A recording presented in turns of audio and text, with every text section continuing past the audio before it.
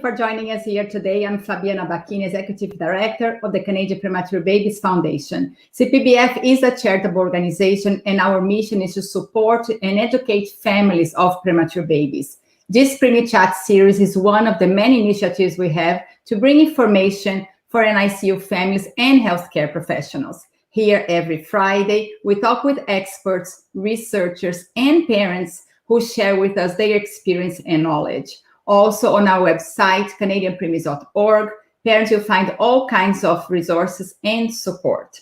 And today we're going to talk about NICU transition from home to home and beyond. We'll discuss the factors, medical and social, that impacts the smooth transition of parents and their infants from the NICU to home. We also discuss general medical and neurodevelopmental follow-up care of the preterm infant. The needs of the parents as they transition from hospital to home will also be outlined. We'll give an introduction to the FiCare Home Research Project as well. And I have here joining me live from Toronto, let me bring her to the stream, Dr. Jennifer Young, who is an assistant professor in the Department of Paediatrics and a staff neonatologist at Mount Sinai Hospital. She's the director of the Neonatal-Perinatal Training Program at the University of Toronto. Her areas of interest include medical education and neonatal transitional and community follow-up care. Dr. Young obtained her bachelor's degree from the University of Guelph, and then she completed her medical training at the University of the West Indies Mona campus in Jamaica. Then she underwent pediatric training here. She completed her neonatal perinatal fellowship training at the University of Toronto and has successfully completed a diploma in clinical epidemiology at McMaster University. Dr. Young, thank you so much for joining us here today. What a pleasure to have you here and talk about such an important thing for families and professional support in the families during that very difficult time.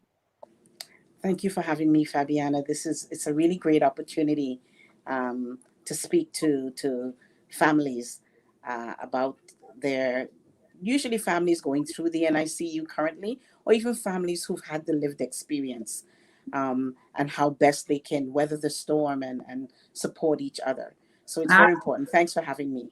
Thank you. So let's start. So this is a very interactive questions. I want all of you watching us live from Facebook or YouTube to ask your questions. Send your comments, share your experiences. We want to have this very casual conversation, and I think a very heart-to-heart conversation, because this is a very difficult time for families. So let's talk about parents getting ready to leave the NICU. What appointments should they expect after discharge?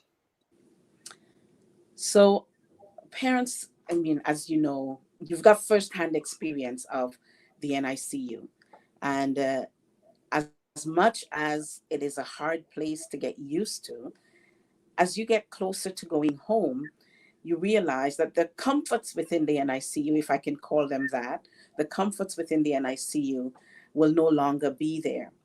And so it makes that transition from hospital to home challenging at times. From a medical point of view, there will be appointments that one would have to follow up on. So these appointments will include appointments to your family doctor or pediatrician, whomever is going to be following your baby for routine medical care. We usually recommend that the baby be seen within 48 to 72 hours of discharge from hospital. So it's setting up that appointment, and that would be the first big outing for baby outside of the home, to have that initial visit with the family doc or the pediatrician who's going to care for your baby and provide routine care. In that visit, what we expect is that most units would have provided you with a discharge summary of the baby's stay over the time in the NICU, is going over that discharge summary and presenting that to the doctor so that they can follow through on any medical concerns that the baby might have had, booking extra appointments or just following up on tests that would be necessary. One of the other things too is now that baby's home, is continuing with the developmental care that had been going on in the unit. And so appointments to the neonatal developmental follow-up clinic is also important. And we can talk a little bit about what the structure of the clinic looks like, and the visits that you probably will have to the clinic. And our clinics are divided up into tertiary clinics and regional clinics. And for most of the extremely low birth weight babies, they will have the visits within the tertiary centers. So let's track back a little bit before we go into the neonatal follow-up, because if babies are born extremely preterm, they might have a lot of specialist appointments. Are those appointments all pre-scheduled prior to the NICU discharge?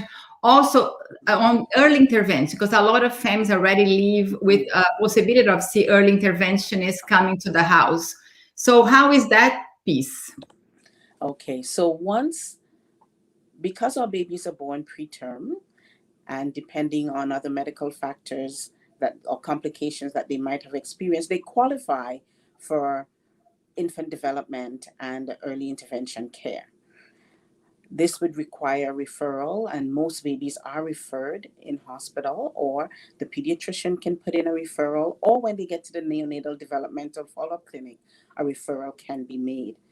But what we'd like to see is that referral be made and sent prior to discharge from hospital. And so parents are aware of what that early intervention appointment will be.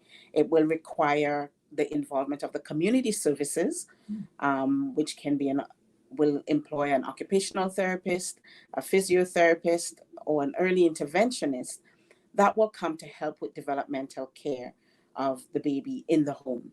I know it's COVID times, and so that has precluded a lot of home visits. And I know some of the families that I've been seeing have been having a few virtual visits with early intervention.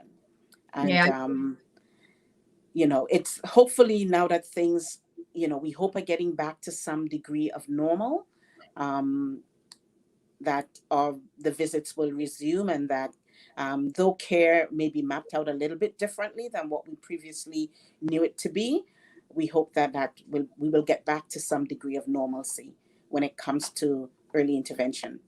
Yes, and I also want to talk about this virtual neonatal follow-up appointment soon. But we have a question here, comes from Michelle. Hi, Michelle. Michelle is in Vancouver. What are resources for families who do not qualify for neonatal follow-up? This is a great question, because we all think all babies in the NICU have neonatal follow-up, but that's not the case. So if babies born less than 30 weeks, less than 1250 grams, automatically they qualify for tertiary follow-up. For babies who are transferred from the level 3 centers to a level 2 center, most level 2 centers will have, or in the area, in the region, will have regional clinics. And these babies less than 33 weeks should really be referred to the regional clinics. If there's no clinic in your area, I think we rely heavily on the pediatric follow-up. And so this is where our community pediatricians, who are our partners in care, are really good at identifying some of the risk factors that these kids may experience, and be able to refer them on for services. So those are the areas where care, I think, can be provided. If a formal neonatal follow-up clinic is not available in your area, then the pediatrician or the family doc who's looking after the baby should be able to deal with those concerns and refer. And we've had lots of pediatricians and family docs who've referred kids on for different community services. Okay, so let's talk about the appointment. So what can families expect during those appointments? Because I know for a lot of families, it's a very anxiety-provoking appointment. They feel that the babies need to perform. So let's talk about what is expected on that first assessment, which is, I guess, the first 3 months after discharge. So the first appointment that we make contact with the family, and we can talk a little bit about this later, It's usually the 4 to 8 week phone call or that we will have, and we can talk around that a little bit later. But the first appointment for baby to assess for assessment of development is at 4 months corrected age. Now, when I say corrected age, and most parents would have heard this term, we're using the baby's due date, what your due date was, to correct the age, because we know that development goes by the baby's age, gestational age. So if your baby was born preterm, most within the unit will be using your due date, not the baby's birth date. You will always celebrate the baby's birthday as the day the baby was born, but developmentally, we go back to using what your due date was to calculate what the gestational age is and where we expect the development to be. So when a baby is 4 months corrected age, coming to the clinic, your baby may be 6 or 7 months old, but we're looking at the baby as a 4-month baby and looking to see that they're meeting the developmental milestones at that particular age. I know it sometimes get a little bit confusing for families, but just keep your due date in mind. Now, it is, I know for a lot of families, the first visit, that 4-month corrected age visit, is usually a bit of a nice time because they're coming back to see us. And for them, it's a bit of, showing us where the baby's at and what they're doing. But at the same time, I know it's very anxiety provoking because especially for baby, they think a baby isn't meeting the milestones that they should be, it can be very stressful for families. I think what we do really at that visit is help parents to understand what developmental milestones are, the age at which they should attain these milestones, and to have a realistic picture of what to expect. Because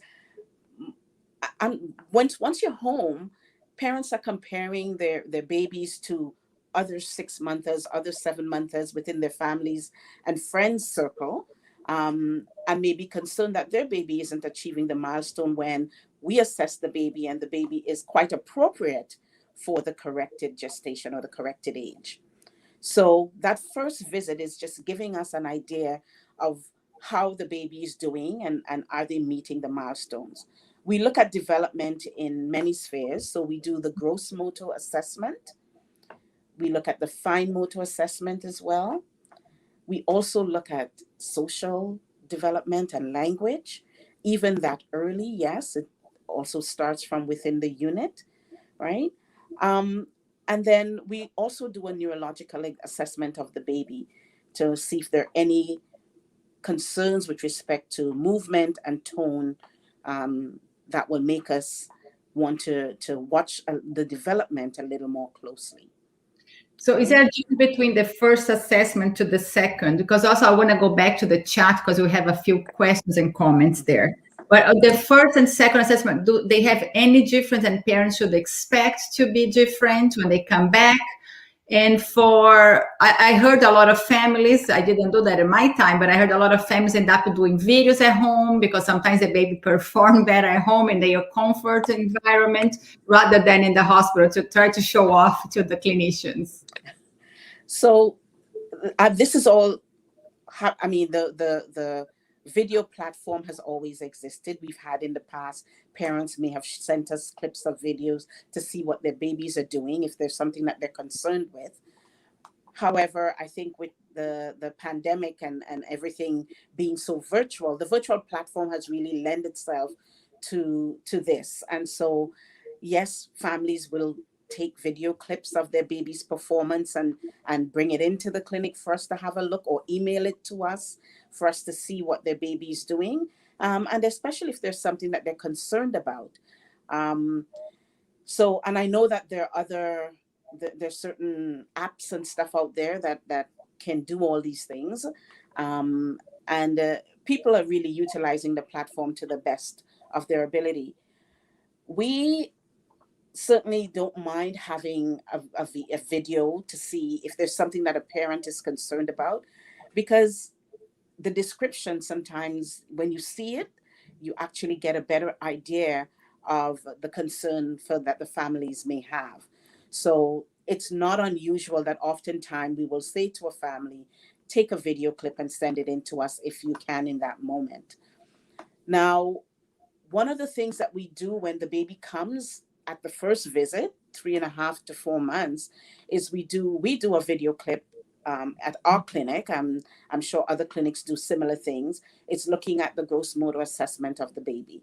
And it's just having the baby lie and looking at the movements and the movement patterns to see if they're normal and if the baby is doing what we expect for movement patterns at that age. And that's done at the first visit. The second visit, we do a similar assessment of gross motor, fine motor function, as well as social and adaptive function, and language development we look at as well. That would be at the 8-month corrected age visit. Okay, so let's go back to the chat here. We have, first I'm going to put a hello here from Poland.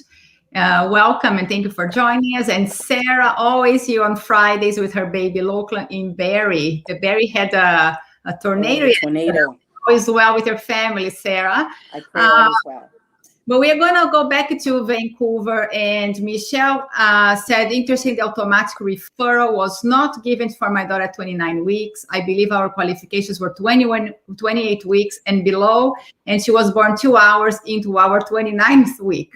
I wonder if the qualifications change depending on hospital province. Are you looking to here? So Michelle is a parent partner at BC Women's. And I wonder if there is a difference between provinces, because Sarah also added here that her son was born at 30 weeks. They're in Barrie and automatically got referrals to neonatal follow-up. Okay.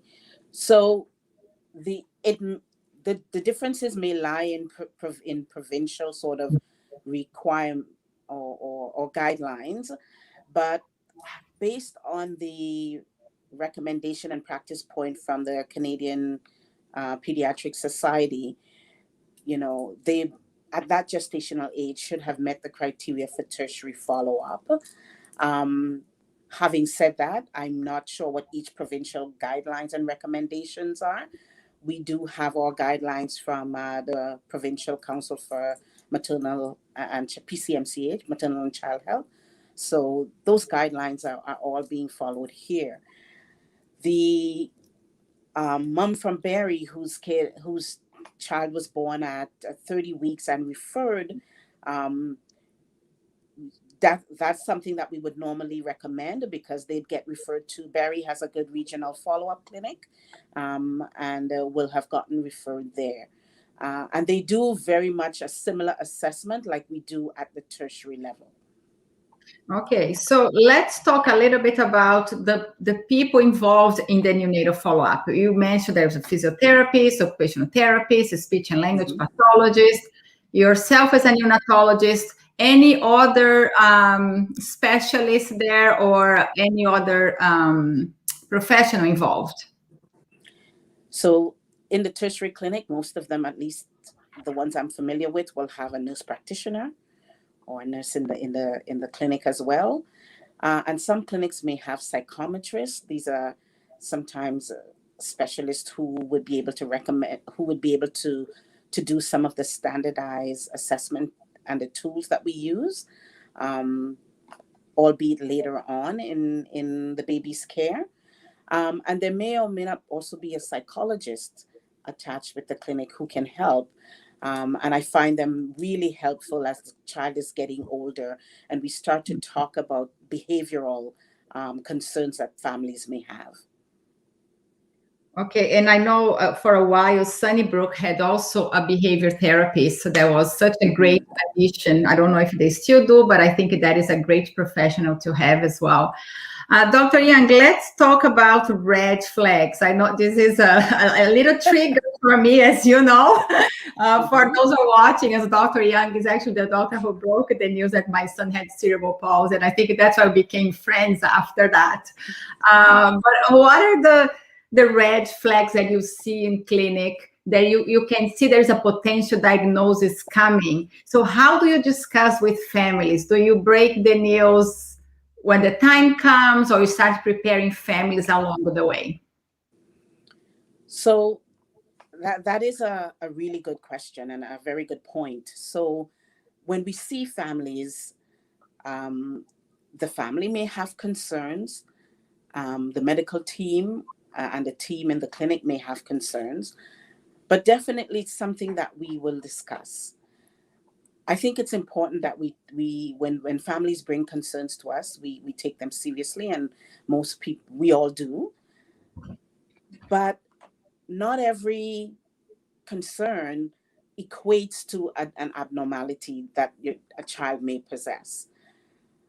When we do the assessment, especially, for instance, when we assess the motor system, we look to see if they're meeting that milestone. So if they're able to do certain things, like if the baby is able to roll, but at the time the baby may not be able to, but we may see signs of those skills emerging. What we do is really give homework. So we will send the family home with some handouts. We demonstrate sometimes what we put the baby on the floor and really demonstrate to the family what they need to do, how they need to practice to help develop some of these skills. So the fact that the baby isn't doing something doesn't mean that there's automatically something wrong with the child, but it just may mean that the baby needs help.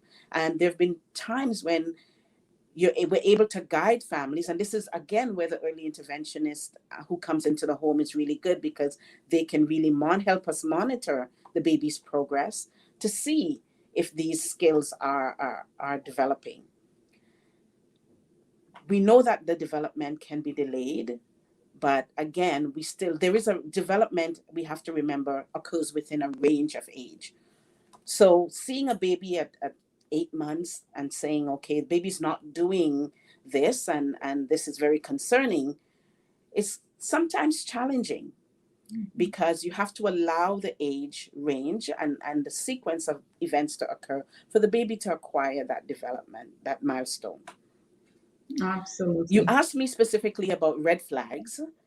And I think when we look at the progress of development, if there are definitely concerns that we have with respect to movement or tone, those are the things that we look at with respect to the motor function.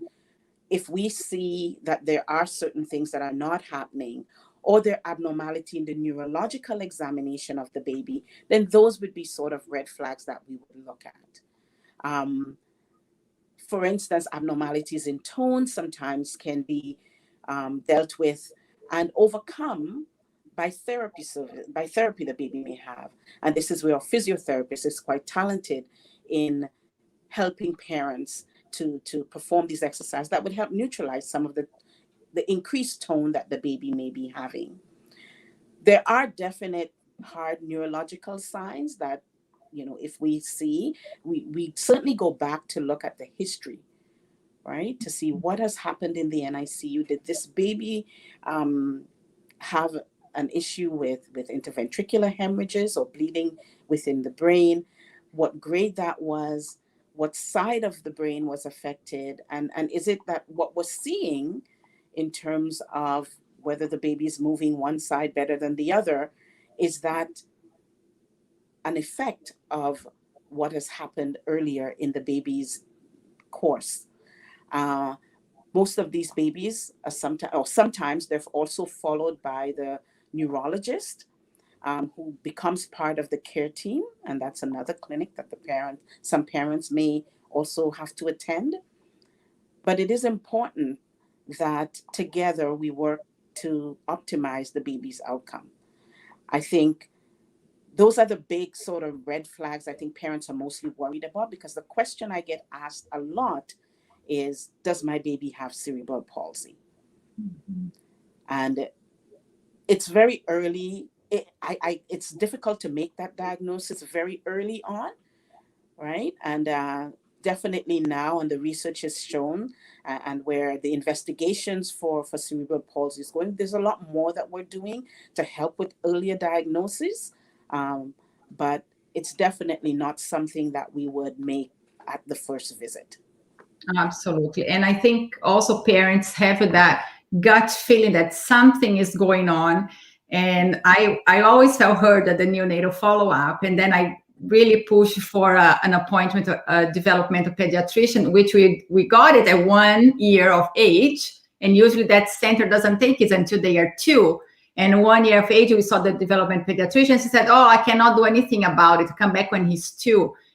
And you know my story. That was the worst appointment I ever had, but also the best appointment I ever had, because I became extremely proactive to try to help my son. And I think at this age, and we know so much how the brain is still so information is so plastic, and so much can happen in that little brain, that if you act early and early intervention, we can maximize their potential. Because I remember when Gabriel came and we got the diagnosis of cerebral palsy, Gabriel was not, he was nonverbal. He didn't have any speech at all. He had a couple of, words, and that was a little bit of a concern from your clinic. But then a year later, Gabe was fully verbal. So I think I work really hard. A lot of families work really hard to help the babies. But I guess my question I'm going to ask Lori's question to you, because Lori here, Lori lives in Northern Ontario and in a more remote area in Kenora. She got a lot of service in Winnipeg, and Lori follow us very closely here. And she said, "This is so helpful for explaining. I feel like I have zero guidance. What you're saying is what I need to hear." And I think that is important, because if we, Lori, we don't, we know our babies best, right? But if you don't have the right guidance or where to go on or referrals, how can we possibly help to maximize that baby's potential? So having this information and being armed with this information is important. And some of this should be provided. I can speak for certainly where I work. A lot of this information is provided with the discharge planning that goes on. And families are encouraged to attend these discharge classes where, some of it is outlined. Now, we know that at that time, there's so much going on. The anxiety levels are high. And you may not hear half of what we're saying or what we're telling you at that point. But it's important to take those handouts, read them, ask the questions, and be very proactive with your child's care. Definitely ask the questions. And I think what has helped, I know, for a lot of other families is having that peer support. Because you also, even myself, I've learned so much from families based on what they've researched, the resources, the networking, the connections that they've made. And parents can use that from each other and use it to their advantage. I think that is really important. Absolutely. I think especially in the community, right? Because you not necessarily know all the resources available in the community, but other families are accessing those resources. And when we share that is amazing, right? Because maybe something that we didn't even consider, we didn't know about, or funding, or, even like just community groups for families who participate. They feel that they are really not alone. And don't ever hesitate to reach out. For some families, the first point of contact may be a pediatrician or that clinician in the follow-up clinic, but definitely don't be afraid to reach out. Absolutely. So Michelle, in the meantime, did a little bit of homework, and she said in BC, their centers refer less than 25 weeks automatically, or less than 800 grams. Most of babies get transferred to level 2 hospitals from the tertiary hospital. So perhaps they're expecting follow-up to be organized through there. So that is great. That's what exactly we're talking about, changing information, talking to one another to learn resource and information.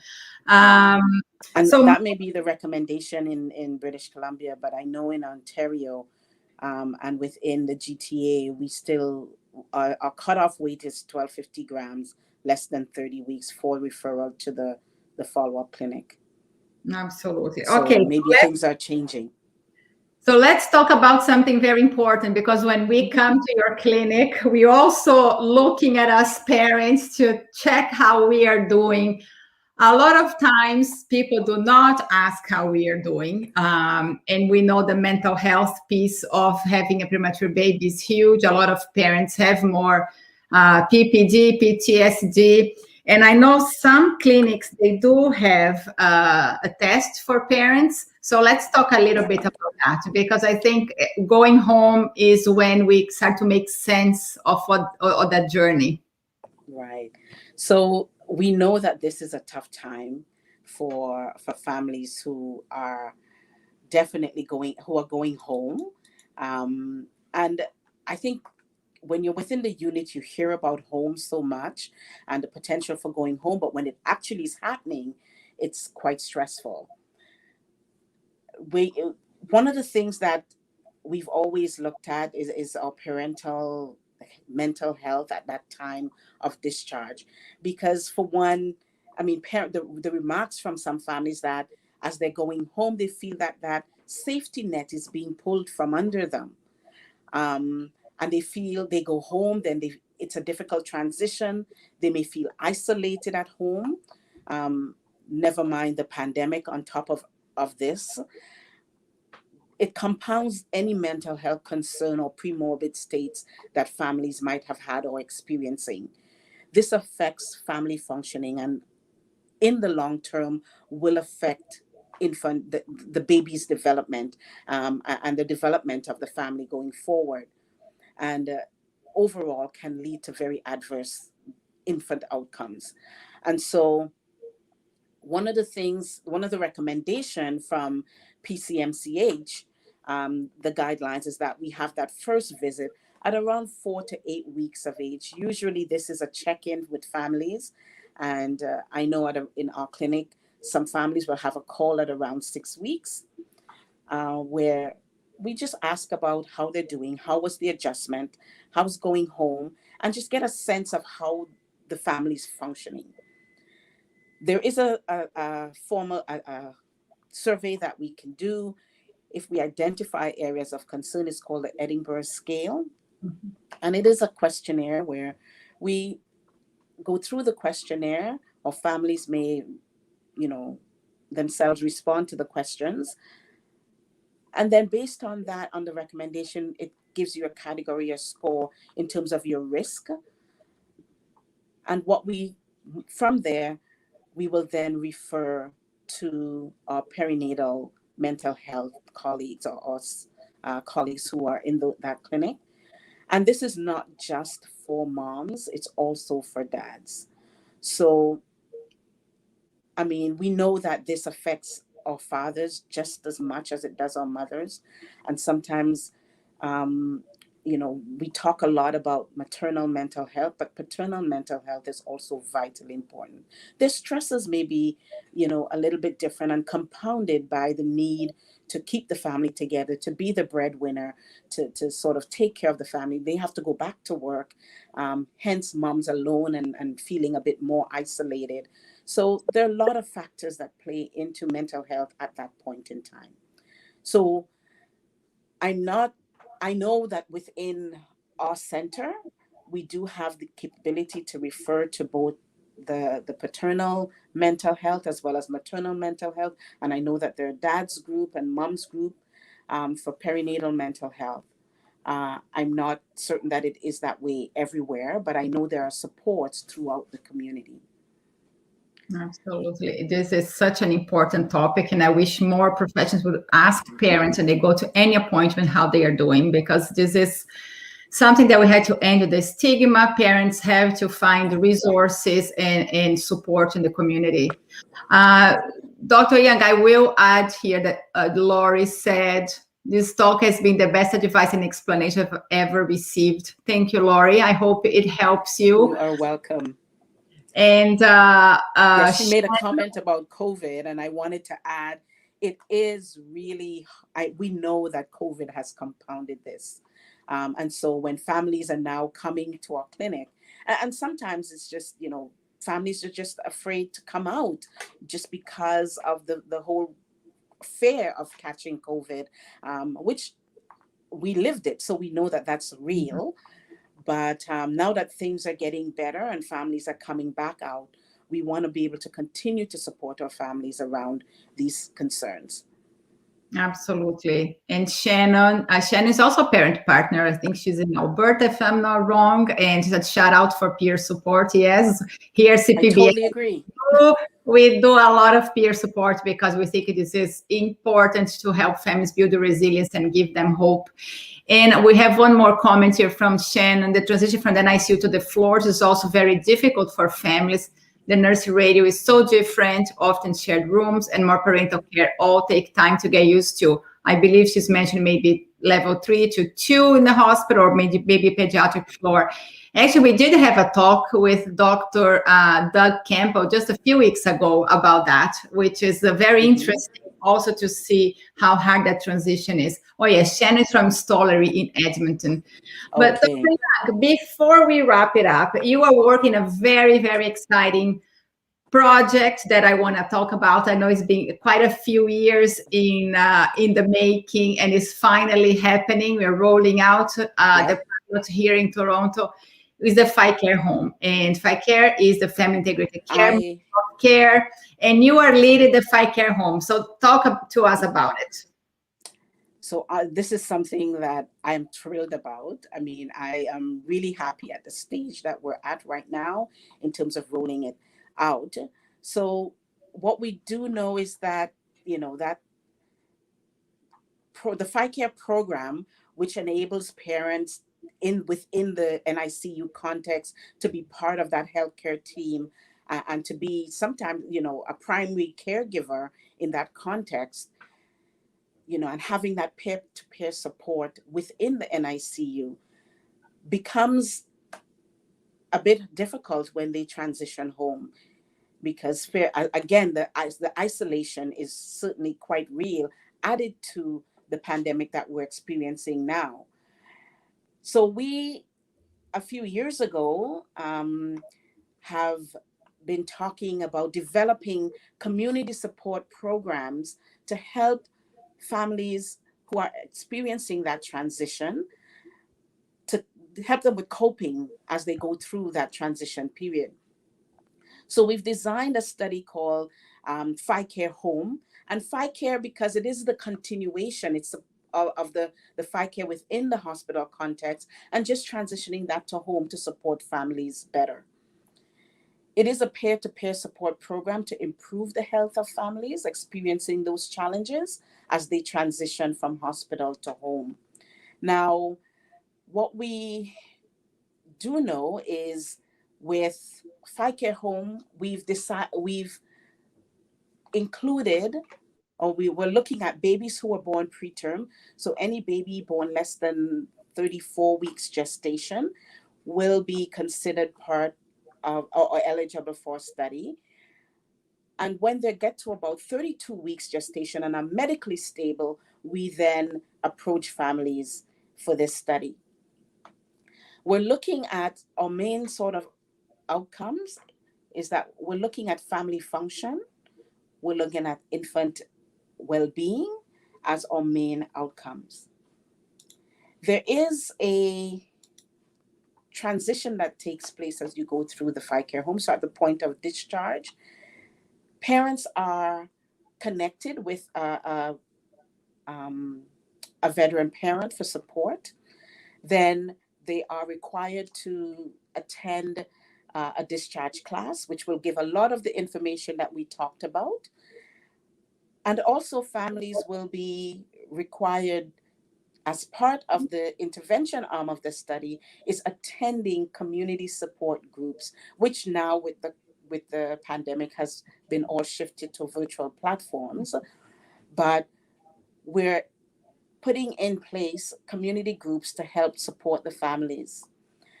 We can't do this study without the help of our public health colleagues. And so a big part of it is having the Toronto Public Health Group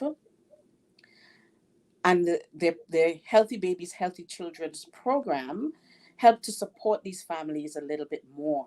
So currently what happens is when a mom is delivered and she goes home, she is then contacted by public health, or the referral is made to public health, but the baby is still in the hospital. So in this study, what we've designed is that at the time of baby's discharge, the family will be re-referred to public health for that support. And families do have a choice to agree to have the public health nurse visits and or the family home visitor visits for that community support, who will then encourage and support families to come to some of these community groups that we are setting up. We have also put in place what we call a parent binder. And this parent binder has been created by a lot of our veteran parents who've donated their stories, their ideas, their time, their talents, and a lot of resources within this binder around the community programs that are available for families. And these binders will be collated and given to each of our families within the study. So that's talking about the intervention that we're doing and wanting to see at different time points how this affects or improves the family well-being and the family function and infant well-being. So there are different time points which we will be meeting with the families, filling out the questionnaires and the surveys to gather their response. We do have a control side of the study, which those families will be receiving what the normal standard of care would be at the hospital that they're being discharged from. And then we'll be able to collate that. So it's very exciting. Mm-hmm. I think it's really great timing in view of our pandemic situation now that we're able to move this all to a virtual platform to still be able to support our families and run these community group along with the other organization I do work with, which is Life with a Preterm Baby. Absolutely. This is very exciting, and I can't wait to see the results of this study. And I should say we are currently recruiting, so the study is well on its way. That is wonderful. If somebody wants to have more information, they can actually send CPBF a message. I will pass along to Dr. Young. But Dr. Young, thank you so much for joining us here today. Such a pleasure talking to you. It's so nice to see you here after a year and a half of my live sessions. I finally got to see you here. So I'm very grateful for all the work that you do. My pleasure. And your dedication to our family. So thank you. You're very welcome. My pleasure. Nice chatting with all of you. Thank you. And for all of you watching us live today from Facebook or YouTube or from home or the hospital, thank you for joining us here today. The video of today's session and all the other videos from our live session series are available on the CPBF website, which I'm sharing here with you, the CanadianPreemies.org. And I want to thank our sponsors, AstraZeneca and Water Wipes, for their ongoing support to our education sessions. And we are a charitable organization, and we believe that through education and support, we can empower families, ensuring they are ready to care for their premature babies. Visit our website, consider making a donation. Together, we can create a brighter future for all our families. And I see you again next Friday, 1 p.m. Eastern Time. Thank you and stay well.